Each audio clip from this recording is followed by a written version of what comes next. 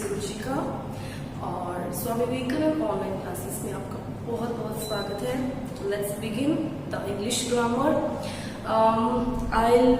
पिछली जो हमारी वीडियोस में आपने पार्ट्स ऑफ स्पीच देखी होगी, इसके सारे पार्ट्स मैंने आपको करवाए। आज हम लोग करेंगे the very most important articles.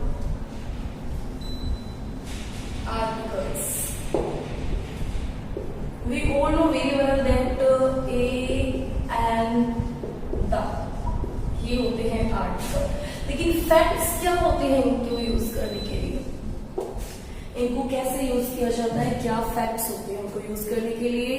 मैं कुछ अननोन फैक्ट्स आप लोगों के साथ शेयर करूंगी जो शायद आपको नहीं पता होंगे। तो let's begin the new lesson series articles. देखिए हमारी जो इंग्लिश है उसके अंदर हम लोग सब जानते हैं कि 26 कॉन्सोनेंट्स होते हैं।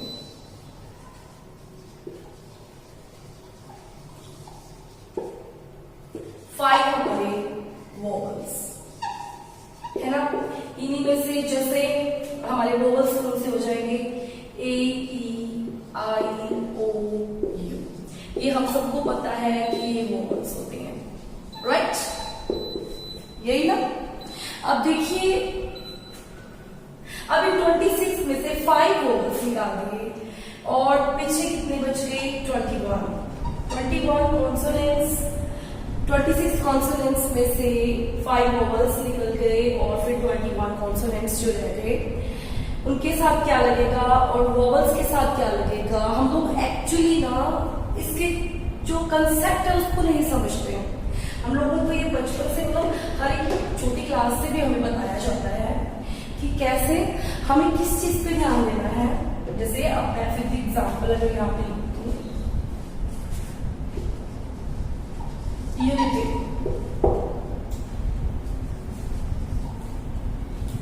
Uniform,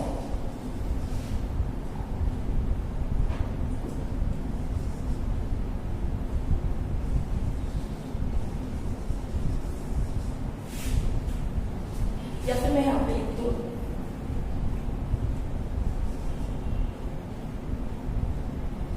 umbrella. तो हमें बताया, हम देखो अब ए लगता है, अब इधर मैं यहाँ पे लिखती हूँ टॉय, बॉय, स्टूडेंट, वॉच। तो हम लोग क्या करते हैं, यहाँ पे ए, हमें फिर ये कर रहे हैं हम लोग ए और एन का डिफरेंस पहले जानेंगे। दा को हम साइड में रख देते हैं एक बार, क्योंकि ए का मतलब भी एक होता है और एन का मतलब भी एक होता है। लेकिन किसके साथ ए यूज करेंगे, किसके साथ एन यूज करेंगे।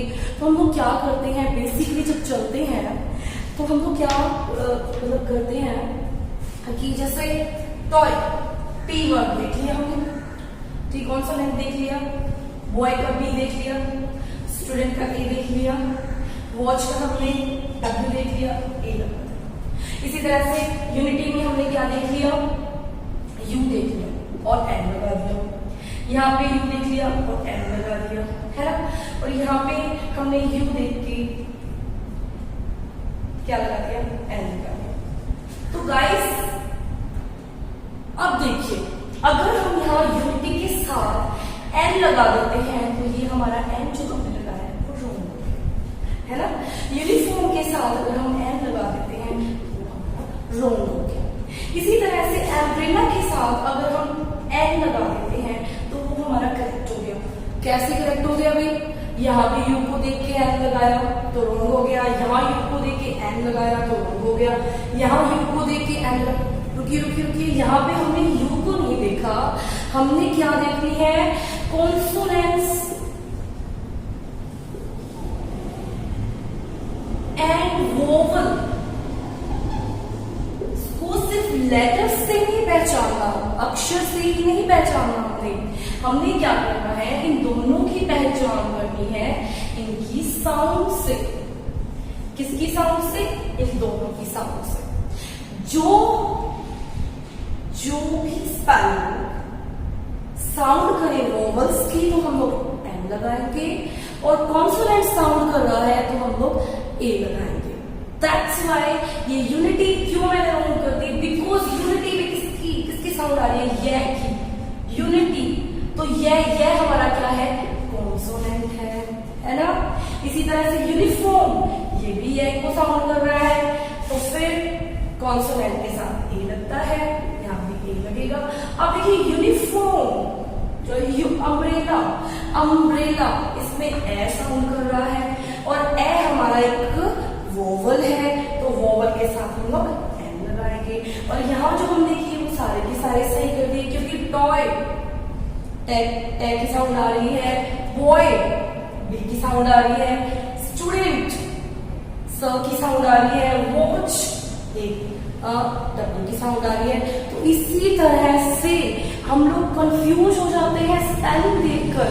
नहीं होना है हमें कंफ्यूज, हमें क्या देखना है, हमें साउंड पे ध्यान देना है कि कौन सा लेटर कौन सी साउंड दे रहा है। अगर वो वोवल्स को साउंड कर रहा है then we will use an, और अगर वो साउंड कर रहा है कॉन्सोनेंट तो फिर हम लोग यूज करेंगे उसके लिए ए।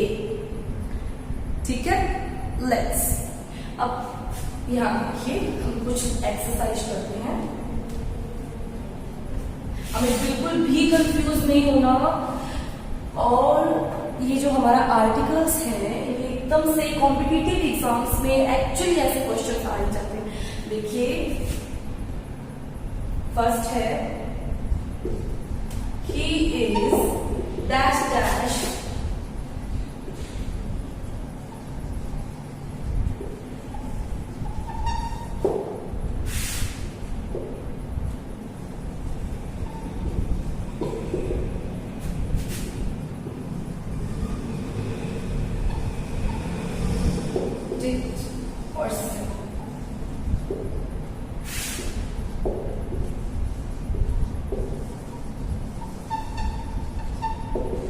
आप लोग की मैं आपको एक्सरसाइज करवा रही हूँ, किस लिए, टू यूज ए और N.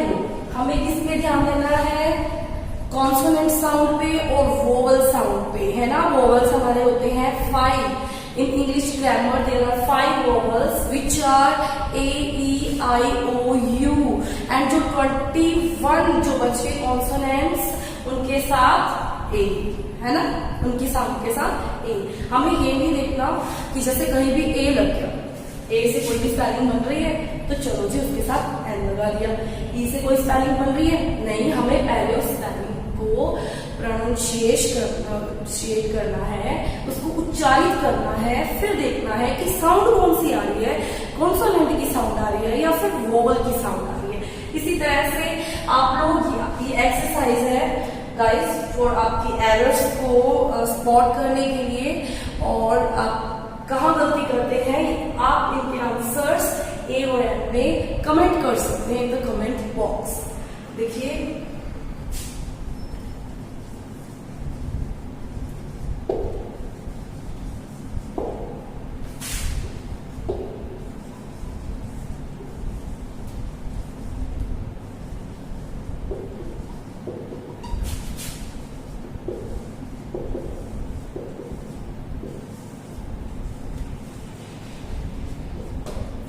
Okay, let's begin. The first is, he is unknown guy. अब हम क्या देखेंगे, यू को देख लेंगे, है ना, यू को देखेंगे, नहीं हम यू को नहीं देखेंगे, हम इसको क्या करेंगे, प्रोनाउंशिएट करेंगे, इसको बोलकर देखेंगे कि कौन सी साउंड आ रही है, कॉन्सोनेंट की साउंड आ रही है या फिर वोवल की साउंड आ रही है। अननोन में साउंड आ रही है ए की, है ना, तो डेफिनेटली हमें बिल्कुल भी कंफ्यूज नहीं होना। ए हमारा क्या है, एक वोवल है, तो फिर हम लोग यहाँ पे क्या लगा देंगे, an. He is an unknown guy. Okay, second देखिए, she is educated person, edu, तो ए की साउंड आ रही है, ए हमारा वोवल है, तो यहाँ पे हम क्या लगा देंगे, एन लगा देंगे। अब आगे देखिए, वी फॉलो यूनिफॉर्म रूल। अब देखिए यहाँ पे यू है, लेकिन हमें क्या ध्यान देना है, हमें यू पे ध्यान देना नहीं है, हमें इसको प्रोनाउंशिएट करना है, प्रोनाउंशिएट करेंगे इसको, तो ये क्या बन जाएगा, यूनिफॉर्म। तो ये एको साउंड कर रहा है और ये हमारा क्या है, एक कॉन्सोनेंट है, तो हम लोग यहाँ पे क्या लगा देंगे, ए लगा देंगे। नेक्स्ट पढ़िए, my father is MBBS doctor. अब देखिए एम तो एक कॉन्सोनेंट है, लेकिन हमने एम पे ध्यान नहीं देना, हमें इसकी साउंड पे ध्यान देना है। एम ए हमारा वोवल है, तो हम क्या लगा देंगे, एन। इस तरह से जो एब्रीविएशंस, ये है एब्रीविएशन, M.B.B.S, ये क्या है, एब्रीविएशंस है। तो एब्रीविएशंस में भी हमें साउंड को ही देखना है। यहाँ पे MBBS तो एन लगाएंगे। इस तरह से एब्रीविएशंस में या फिर इस तरह के सेंटेंसेस में हमें बिल्कुल भी कंफ्यूज नहीं होना है, और ए और एन का अच्छे से कॉन्सोनेंट साउंड या फिर वोवल साउंड को आइडेंटिफाई करके ही इनका आंसर हमें देना है। So you can match that your answers are right और रॉन्ग। अब देखिए हम लोग बात करेंगे, अब आई एम श्योर आप लोग in speaking, in writing, in competitive exams A और एन में बिल्कुल भी आई एम श्योर कंफ्यूज नहीं होने वाले, क्योंकि आप लोग बिल्कुल सही होते हो अपनी जगह पे। हमें यही बताया जाता है कि AEI वोवल्स के साथ, ये नहीं बताया जाता कि वोवल्स के साउंड के साथ। इस तरह से हमें वोवल्स की साउंड और कॉन्सोनेंट की साउंड्स को लेके चलना है, ठीक है गाइस। अब देखिए हमारा जो लास्ट, ये जो हमारा जो आगे वाला आर्टिकल है द, इसमें बच्चे बहुत कंफ्यूज रहते हैं, बहुत ही ज्यादा कंफ्यूज रहते हो आप द में, कि कहां पे द आएगा और कहां पे द नहीं लगेगा। देखिए ये एक मार्कर है, ठीक है, मेरे हैंड में एक मार्कर है, और ये मार्कर मुझे मेरे फादर ने गिफ्ट किया है। So it's a very special to me कि ये एक मार्कर है जो मेरे फादर ने मुझे गिफ्ट किया है। So it is really special for me. सो मैं इसके लिए क्या लिखूंगी यहाँ पे,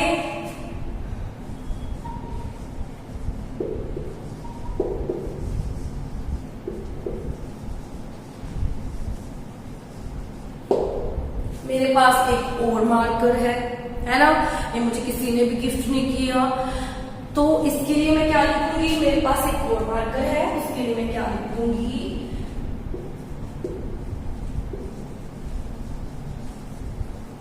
तो आप क्या समझे इससे कि मेरे पास एक मार्कर था जो गिफ्टेड था, ठीक है, वो मेरे लिए स्पेशल था। तो इसी तरह से जब कोई भी चीज हमारे लिए बहुत ही स्पेशल होती है, या हम उसको उसकी स्पेशलिटी शो करनी होती है कि is really very special to me. अब देखिए मार्कर तो ये भी है, मार्कर ये भी है, मैंने एक के लिए तो दा लगा दिया और एक के लिए ए लगा दिया, है ना। एक के लिए दा क्यों लगाया, जो मेरे फादर ने मुझे गिफ्ट किया था वो मेरे लिए स्पेशल था, है ना, स्पेशल था ना वो। और ये मेरे लिए कोई भी मार्कर हो सकता है, कोई भी हो सकता है ना, कहाँ, है ना, तो ये मेरे लिए स्पेशल नहीं है। तो इसी तरह से स्पेशल कोई चीज हो, उसकी स्पेशलिटी को शो करने के लिए हम लोग यूज करते हैं दा का। अब आप कहोगे कि ये वाला सही है, ये वाला सही है ना। एरर क्वेश्चन आ जाते हैं कभी कभी आर्टिकल्स में, तो मे भी आप ये वाला दा वाला लोग करके आ जाओ, नहीं, आपको सेंटेंस को पढ़ना है, उसको देखना है कि कभी कभी जो सेंटेंस है, एरर क्वेश्चन में भी स्पॉटिंग एरर्स होते हैं, लेकिन कुछ कुछ एरर्स होते हैं जो नो इम्प्रूवमेंट एरर्स होते हैं, जिनके अंदर हमें कुछ सेंटेंस ऑलरेडी सही होते हैं, हमें उनके अंदर कोई एरर नहीं होती, तो उनको हमें सिर्फ जानना होता है कि इस सेंटेंस में एरर है या नहीं। अगर है तो उसको स्पॉट करना होता है, अदरवाइज स्पॉट नहीं करना। तो इसी तरह से दा ने यहाँ पे बता दिया कि this one is special to me, कि ये मार्कर जो है वो मेरे लिए स्पेशल है। यहाँ ये कोई भी मार्कर हो सकता है ना। तो ये था पहला यूज, स्पेशल और सिंपल, जिसे हम कह सकते हैं, ठीक है। इसी तरह से और कहां पे दा लगेगा और कहां पे नहीं लगेगा, फैक्ट्स ऑफ दा। तो सबसे पहले मैं आपको बता दूं कि कहां पे दा नहीं लगेगा। ये देखिए, इसका यूज कहां पे नहीं होगा, कहां पे द का यूज नहीं होगा। तो पहला है देखिए कंट्रीज के नेम के आगे,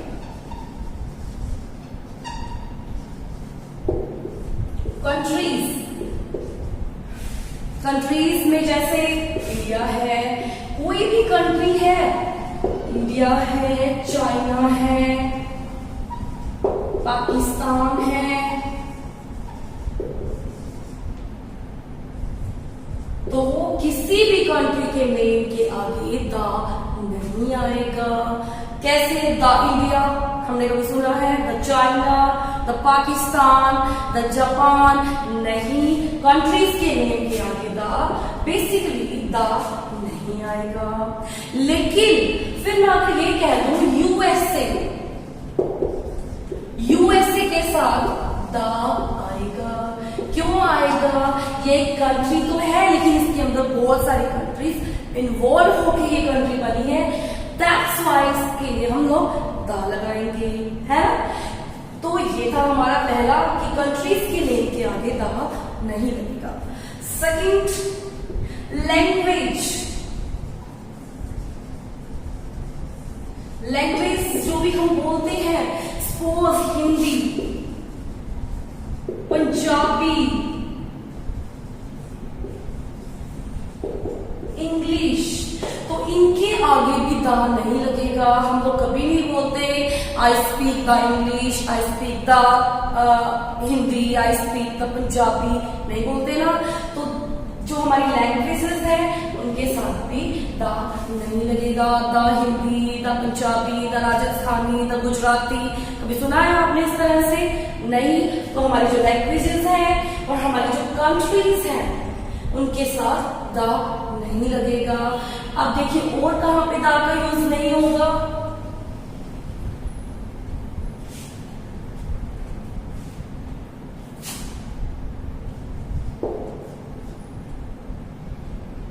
देखिए अगर मैं यहां पे लिख दूं दिल्ली, मुंबई, तो क्या मैं इनके साथ द लगा दूं? बहुत बड़ी बड़ी सिटीज है ये तो, दिल्ली तो बहुत बड़ी सिटी है, मुंबई भी बहुत बड़ी सिटी है, कोलकाता भी बहुत बड़ी सिटी है, तो क्या मैं यहाँ पे इनके साथ द लगा दूं? जी नहीं। चाहे ये कितनी भी बड़ी सिटीज है लेकिन सिटीज के नेम के आगे भी द नहीं लगता। सिटीज को कभी हम नहीं कहते, हम क्या कहते हैं? I live in Delhi, I go to Delhi, I am coming from Mumbai, I am going to Mumbai, the use नहीं करते। कभी हमने कहा है the Delhi, the Mumbai, the Kolkata, नहीं कहते ना। तो सिटीज के नेम के आगे भी द नहीं लगता, ठीक है। सिटीज के नेम के साथ, कंट्रीज के नेम के साथ, लैंग्वेजेस के नेम के साथ द नहीं लगता है। Is it okay? अब हम लोग बात करेंगे द किसके साथ लगता है फिर?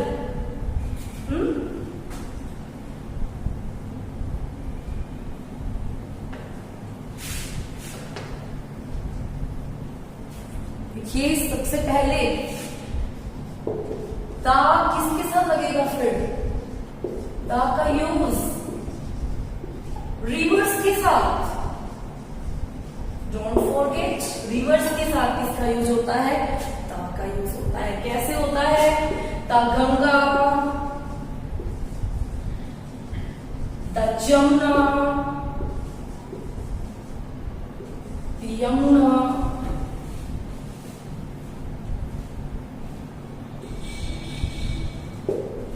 इसी तरह से और भी है द सरस्वती। जो भी रिवर्स है, रिवर्स के नेम के साथ द का यूज होता है। सेकेंड देखिए न्यूज़पेपर्स के साथ, न्यूज़पेपर्स के साथ द का यूज होता है। जैसे हिंदुस्तान टाइम्स, हिंदुस्तान टाइम्स के साथ क्या लगा देंगे? The Hindustan times, the New York times, New York times, इसी तरह से न्यूज़पेपर के नेम के साथ द का यूज होता है ना। और किसके साथ द का यूज होगा? रिवर्स के साथ, न्यूज़पेपर्स के साथ, और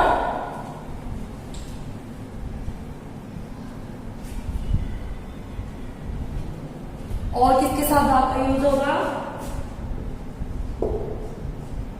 जैसे द सन है, द अर्थ है, और द मून है। ये तीनों चीजों के साथ हमेशा ही द का यूज होता है ना। तो ये थे। और द का यूज कहां पे नहीं होता, कहां पे नहीं होता, रिवाइज कर लीजिए। कंट्रीज के नेम के साथ, सिटीज के नेम के साथ, और कंट्रीज के नेम, सिटीज के नेम, और मैंने कहां पे आपको बताया था द का यूज नहीं होता। और द का यूज होता है रिवर्स के साथ में, न्यूज़पेपर्स के साथ में, सन, मून, अर्थ, इनके साथ में द का यूज होता है। और सिंपल टू यूनिक, अगर आपकी कोई भी चीज यूनिक है तो आप उसको द लगा के विद द आप शो कर सकते हो कि that is really unique and important for you. और सिंपल, अगर वो चीज आप में सिंपल शो करनी है सेंटेंस में, देन यू कैन यूज ए और एन विद दैट।